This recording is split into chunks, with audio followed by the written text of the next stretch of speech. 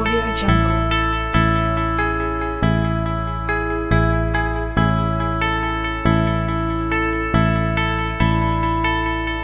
Audio Jungle.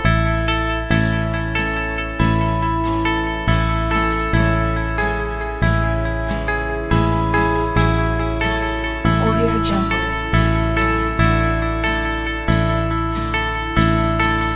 Po sa inyo lahat, ako po pala si Jay Valeriano Jr., newly promoted Executive Gold Diamond. Noong 1999, naalok po ako nitong DXN, hindi naman ako naniwala.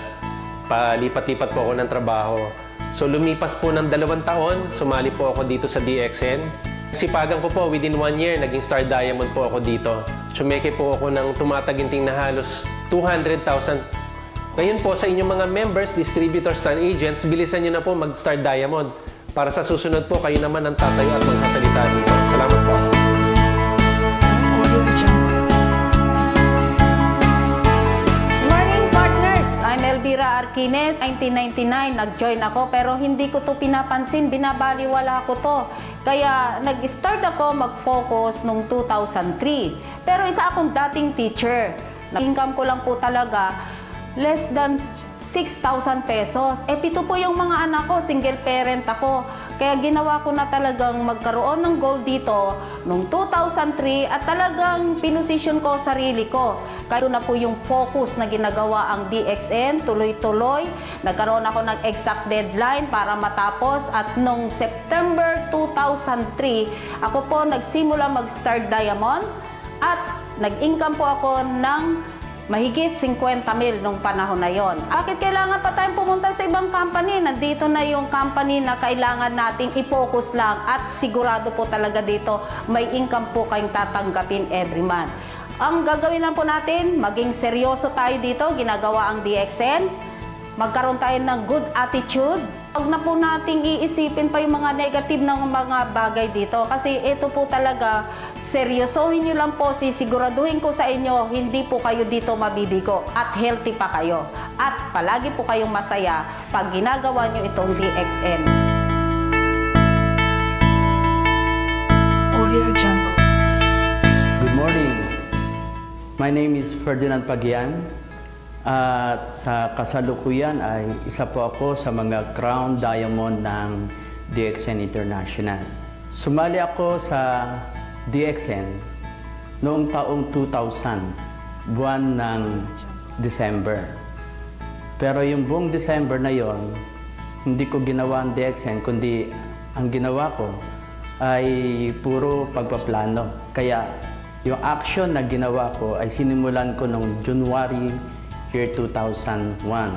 And ang aking trabaho dati ay isa po akong technician at isa akong electrical supervisor sa isang general construction firm. At kumikita po ako doon ng mga 20,000 pesos monthly. Noon, kapag nakakakita ako ng mga cheque ng mga diamond, bago pa lang ako noon, distributor pa lang ako noon, sinasabi ko sa sarili ko, sana kahit butan lang ng cheque ng mga diamond ay kitain ko sa DXN ay masaya na ako. Pero nung nag-Star Diamond ako, sa loob ng 10 months, year 2001, ang cheque na tinanggap ko sa DXN ay pumalo ng 121,000 pesos. Kasama ko na nagdi-DXN, lalong-lalo na ang mga nasa posisyon na Star Agent at Star Ruby. Ang maipapayo ko po sa inyo, dahil sa pagdi-DXN natin, wala tayong boss dito eh. Walang magsasabi sa iyo na dapat gawin mo to, pumunta ka doon, pumunta ka dito ng ganitong oras. Kailangan meron tayong disiplina sa sarili natin. kung gusto mong makuha ang pangarap mo, you must find the time. Sa pagdi-DXN natin, mga kaibigan, dalawang bagay ang pwede mong gawin. Ang magdahilan at gumawa ng paraan. Pero walang nag-diamond na puro siya dahilan. Advice ko sa inyo, mga kaibigan, at umattend kayo ng mga trainings, maniwala kayo sa DXN, dahil iba na DXN, nasa 20 years na tayo. Good morning sa inyong lahat. Audio Jungle. Good morning, DXN. I am Diven Sihion, a Crown Diamond here in Visayas. Joined DXN last March 2001. A typical businessman, after a year of joining DXN, became a Star Diamond, and our first check is around 40,000. My fellow distributor, especially to Star Agent, this is the right time to become a Star Diamond. We have a stable company for 20 years, a generous marketing plan, and a superior product. Follow the system, be focused to become successful. Thank you, DXN. Morning. My name is Flor Delisa de Belen Acosta. Call me Babes for short. My status now is Senior Crown Diamond. I joined DXN last 2000. I become Star Diamond 2001. My work before I joined DXN is a plain housewife.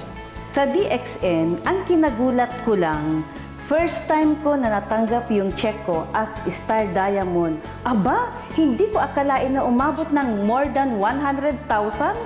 Ang may papayo ko lang sa inyo, una, be honest, be focused, and going straight.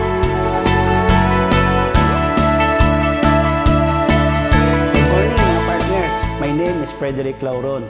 Ang current status ko po ngayon sa DXN, which is Executive Crown Diamond. I joined DXN, that was May 23, 2001. So, dati po akong seaman. Then, ang trabaho ko po, bago po ako nakapag-DXN, ay dati po akong bagger sa isitan.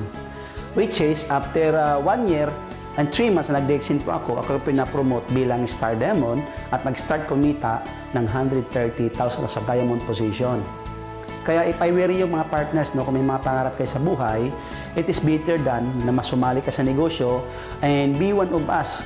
And honos, mayawan Diyos, maging successful din ka sa negosyo, just like others na distributor nandito katulad namin. Okay?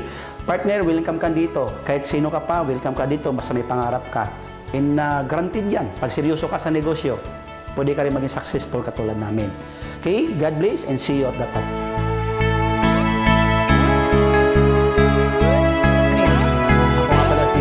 Esmeralda. Dati akong empleyado ng GlaxoSmithKline and I also work with San Miguel Beer Corporation. Sumali ako sa DXN dahil naimbita ako ng boss ko dati sa trabaho. Pero ang nangyari hindi ako naniwala. 9 months after, nagkita kami uli dahil nag-resign ako Nakita ko na ang laki na ng mga kinikita nila. So basically, na-challenge ako. 6 months after, nakuha ko yung posisyon na Star Diamond. And yung income ko is rich, no? For that month, 87,000 Philippine bonus only. Hindi pa ako kasali yung abroad. No? Ako kasi dati, para umasenso ako, tingnan ko lang kung bakit ba umaasenso dito yung mga tao at ano naman yung rason kung bakit yung iba hindi kaagad umaasenso.